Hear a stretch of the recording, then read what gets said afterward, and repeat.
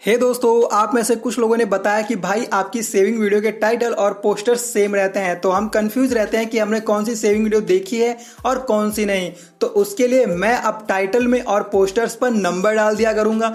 अब आप कंफ्यूज नहीं होंगे कि आपने कौन सी वीडियो देखी है और कौन सी नहीं। अगर मैं आपसे ये कहूं कि बिना पैसे के आपको अपनी पूरी सिटी एक दिन में घूमनी है, तो क्या आप ऐसा कर सकते हो? हाँ, मुझे पता है आप कहोगे नहीं, और ये रियलिटी भी है। बचत कैसे करें, आइए जानते हैं। So let's start the video. Number 1 है take advantage of relatives recommendation.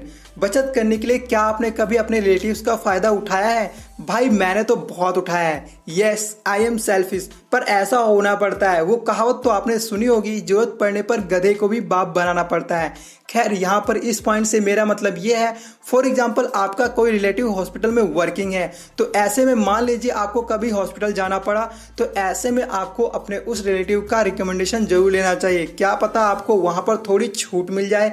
ये तो सिर्फ एक एग्जाम्पल है। तो आज से अपने ईगो को साइड में करिए और बचत करने के बारे में सोचिए। एग्जाम्पल से आप समझ गए होंगे कि कैसे आप अपने रिलेटिव्स का थोड़ा यूज कर सकते हो। ऐसा करने से अगर बचत होती है तो इसमें कोई बुराई नहीं है। तो नेक्स्ट टाइम से जब भी आपका कोई काम पड़े, तो ये जरूर देख लें कि क्या आपका कोई रिलेटिव आपकी हेल्प कर सकता है। नंबर 2 है नेवर पे फुल पेमेंट। बचत करने के लिए हमें दिमाग से स्मार्ट होना होगा, तभी हम बचत कर सकते हैं। हमें कभी भी फुल पेमेंट नहीं करनी चाहिए। मान लीजिए आप एक सब्जी वाले से पूरा मंथ सब्जी लेते हो और मंथ एंड में उससे हिसाब करवाते हो कि बताओ भाई मेरे एक सब्जी के कितने पैसे हुए।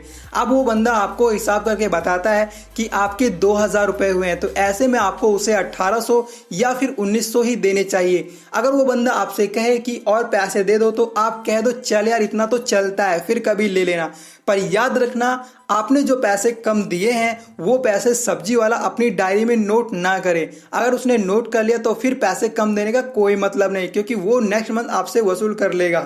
तो याद रखना, हमें कभी भी फुल पेमेंट नहीं करनी चाहिए, ताकि हम कुछ पैसे बचा सकें और बचत की ओर अपना कदम बढ़ा सकें। नंबर 3 है डोंट हायर ब्रोकर। अक्सर हम अपनी लाइफ में बहुत सारे काम करने के लिए ब्रोकर्स को हायर करते हैं। हमें उनसे अपना काम करवाने के लिए मोटी रकम देनी पड़ती है। ऐसे में हमारे जो पैसे बहुत सारे लॉस हो जाते हैं। बहुत सी जगहों पर हमें ब्रोकर की नीड नहीं होती है, तो ऐसे में हमें खुद से ही वो काम करने चाहिए और अपने पैसों की बचत करनी चाहिए। एक्चुअली होता ही है, ये लोग सोचते हैं चलो यार ब्रोकर को पैसे दे देते हैं, जो भी होगा वो खुद ही कर लेगा, हमें कोई टेंशन लेने की जरूरत नहीं है। तो ऐसी सोच के कारण हमारे पैसे वेस्ट होते हैं। तो ऐसा नहीं होना चाहिए। आपको कोशिश करनी है कि नेक्स्ट टाइम से अपने सभी काम आप खुद ही करें और अपने पैसों को सेव करने के बारे में सोचें, ना कि अपने आराम के बारे में। पैसा बहुत मेहनत से आता है, तो ऐसे में उस पैसे को आप संभाल कर रखिए और संभाल कर खर्च करिए। जहां जरूरी हो वहीं पैसे खर्च करिए, वरना अपने पैसों की बचत करिए। नंबर 4 है पार्टनरशिप डील्स। आपने अक्सर मूवीज में देखा होगा, जब भी कोई बिजनेस या कोई काम स्टार्ट करना होता है तो लोग पार्टनरशिप में वो काम करते हैं। पार्टनरशिप में काम करने से हमें बहुत लाभ होता है।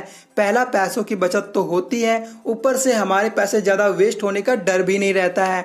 अब आप जब भी कोई चीज लेना चाहते हो या फिर कोई काम स्टार्ट करना चाहते हो, मीन्स आप कोई भी काम करना चाहते हो, अगर आप वो काम पार्टनरशिप में हो सकता है तो वह काम आप पार्टनरशिप में जरूर करें और अपने पैसों को बचाने के बारे में सोचें।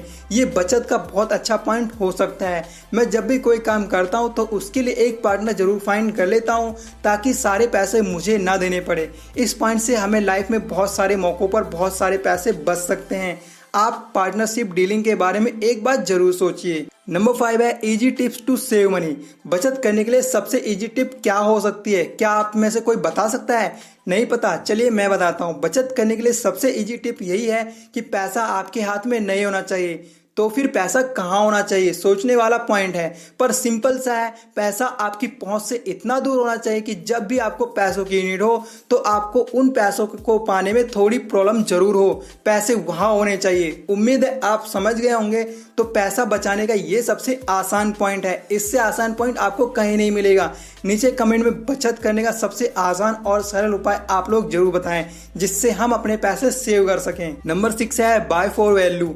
आप कोई चीज बाय करते हो जो इनपुट होता है। क्या आपने कभी ये सोचा है जो चीज हमने बाय की है उससे हमें कितना आउटपुट मिल रहा है, और सबसे बड़ी बात आउटपुट मिल भी रहा है या नहीं। जैसे आपने एक टीवी लिया, इससे हमें क्या प्रॉफिट हुआ, कुछ भी नहीं, मीन्स ओनली पैसा वेस्ट। अब मान लीजिए आपने एक ट्रैक्टर लिया, अब उससे हमें क्या फायदा होगा, ट्रैक्टर से हमें बहुत प्रॉफिट होता है। आप ट्रैक्टर को किराए पर दे सकते हो, उससे आप इनकम जनरेट कर सकते हो। कहने का मतलब ये है, आप जो भी चीज़ लेने जा रहे हो उससे हमें क्या आउटपुट मिलेगा उसके बारे में आपको जरूर सोचना चाहिए। जैसे आपके पास एक स्प्लेंडर बाइक है और आप पल्सर बाइक लाते हो, तो वो ओनली बेवकूफ़ी है और कुछ नहीं। बचत के लिए आपको वैल्यूएबल चीज़ें ही बाय करनी चाहिए, ना कि बेकार की चीज़ें। नेक्स्ट टाइम से आपको ध्यान में रखना है कि जो भी चीज़ आप लेने जा रहे हो वो बाय फॉर वैल्यू है या नहीं। नंबर 7 है लेस स्पेंड ऑन क्लोथ्स। दुनिया में शायद ही कुछ ही ऐसे लोग होंगे जो कपड़ों पर कम पैसे खर्च करते होंगे। मैं अगर अपनी बात करूं तो मैंने कॉलेज टाइम पर बहुत सारे पैसे सिर्फ कपड़ों पर ही वेस्ट कर दिए थे। उस टाइम पर मैंने इतने कपड़े खरीद लिए थे कि मुझे आने वाले 3 सालों तक कपड़े लेने की जरूरत नहीं पड़ी। मैं गारंटी के साथ कह सकता हूँ आप भी कपड़ों पर बहुत पैसे वेस्ट करते होंगे। आखिर क्या जरूरत है इतने सारे कपड़ों की। हमें कपड़ों में वैरायटी होनी चाहिए, व्हाइट कलर होना चाहिए, ब्लैक कलर होना चाहिए, रेड कलर होना चाहिए। कहने का मतलब है हर कलर के कपड़े हमारे पास होने चाहिए। यहाँ तक तो ठीक है, पर फिर भी लोगों का मन नहीं भरता। दोस्त की शादी है, नए कपड़े लेने तो बनते हैं। अब क्या ये पहनी हुई शर्ट मैं पहनकर जाऊंगा दोस्त की शादी में, तो उसकी जगह आप अपनी उन पुरानी शर्ट्स को ही पहन लीजिए जो घर में है, उनसे ही अपना काम चलाइए और फालतू में अपने पैसों को आग मत लगाइए। नंबर 8 है गेट फ्री डेब्ट काउंसलिंग। आज के टाइम में लोग जिस चीज से सबसे ज्यादा परेशान है वो है कर्ज। मिडिल क्लास फैमिली में छोटे से बड़े हर काम को करने के लिए कर्ज ना लिया जाए ऐसा हो ही नहीं सकता। अब ये कर्ज पूरी लाइफ चलता रहता है और स्टार्ट होता है घर बनाने से, फिर बच्चों की मैरिज के लिए, ऐसे ही लाइफ टाइम कर्ज वाला गेम चलता रहता है। एक राउंड खत्म तो दूसरा शुरू। अपनी लाइफ में गलती ये करते हैं, कभी भी किसी से कर्ज मिटाने के बारे में एडवाइस नहीं लेते हैं। आजकल तो बहुत सारी जगहों पर फ्री डेब्ट काउंसलिंग होती रहती है। हमें उन काउंसलिंग को अटेंड करना चाहिए और अपने डेब्ट को ख़त्म करने के बारे में एक्सपर्ट्स की एडवाइस लेनी चाहिए। बचत के लिए एक चीज़ सबसे इम्पोर्टेंट है और वो है अपने माइंडसेट को बचत करने के लिए रेडी करना। क्योंकि अगर आपका माइंडसेट बचत करने के लिए रेडी होगा तो आप लाइफ में कितना भी सोच लो कि यार मैं बचत करूंगा, पर आप बचत नहीं कर पाओगे। नंबर 9 है फाइंड एन अकाउंटेबिलिटी पार्टनर। यहाँ पर आपको अपना एक अपोजिट पार्टनर सेलेक्ट करना है और एक अपने लेवल का पार्टनर सेलेक्ट करना है। आपके लेवल वाले पार्टनर का स्टेटस आपके जैसा होना चाहिए, आपकी जितनी सैलरी होनी चाहिए, आपके ही जैसे उसके पास घर होना चाहिए। और ये सब कुछ देखने के बाद आपको ये देखना है कि उसके घर में आपके घर से ज़्यादा आराम वाली चीज़ें हैं या नहीं। फिर आपको कोशिश ये करनी है कि अब आप ये जान सको कि उसके पास कितने पैसे बैंक में सेव हैं। हर तरह से इंक्वायरी करने के बाद अगर वो आपसे पीछे है तो अच्छी बात है, अदरवाइज आपको पैसों की बचत को और बढ़ा देना चाहिए ताकि आप उसके लेवल तक आ सको। इससे ये फ़ायदा होगा, हम ये नहीं कह सकते कि यार वो मुझसे ज़्यादा कमाता है, वो मुझसे ज़्यादा बचाता है। इसलिए मैंने आपको अपने जैसे स्टेटस वाले इंसान को फाइंड करने के लिए कहा है ताकि बाद में आप कोई बहाने ना बना सको। नंबर 10 है डू इट राइट नाउ। बचत के लिए आपको अपने माइंडसेट को रेडी करना होगा। चलिए इसे एक एग्जांपल से समझते हैं। जैसे अगर आप बच्चों को कहोगे कि पढ़ाई कर लो पढ़ाई कर लो, तो बच्चे कहते रहेंगे पढ़ाई कर लेंगे पर करेंगे नहीं। और मान लीजिए आप कहते हो कि मैं जिम जाऊंगा, पर आप कभी जिम जाते नहीं हो। ठीक इसी तरह बचत है, आप कहते हो कि मैं बचत करूंगा, पर आप बचत नहीं कर पाते हो। धीरे धीरे मैंने देखा है साल गुजर जाते हैं पर वो दिन कभी नहीं आता जब आप पैसों की बचत करना शुरू करते हो। इसलिए बचत करने के लिए मोटिवेशन बहुत ज़रूरी है, हर काम के लिए मोटिवेशन बहुत ज़रूरी है। तो आपको आपसे सिर्फ ये नहीं कहना है कि मैं बचत करूंगा, बल्कि आपको बचत करके दिखाना है। उम्मीद है आप लोगों को मेरे इस पॉइंट से थोड़ा मोटिवेशन जरूर मिला होगा। तो नेक्स्ट टाइम से आप जब भी आपको मौका मिले आप अपने पैसों की बचत जरूर करें। हे दोस्तों, कुछ लोगों ने कमेंट किया है कि हम सेविंग की वीडियो देख देख कर बोर हो गए हैं, कुछ नया कंटेंट डाला करो। तो आप लोग मेरा सपोर्ट करोगे या नहीं? सेविंग की वीडियो भी आएंगी पर हफ्ते में एक बार, और जो न्यू कंटेंट होगा वो हमारी लाइफ को आसान बनाने के लिए होगा। फॉर एग्जाम्पल, जैसे हम लाइफ में क्या क्या मिस्टेक्स कर रहे हैं, हमें अपनी लाइफ को कैसे प्लान करना चाहिए। कहने का मतलब है न्यू कंटेंट हमारी रियल लाइफ पर ही बेस्ड होगा।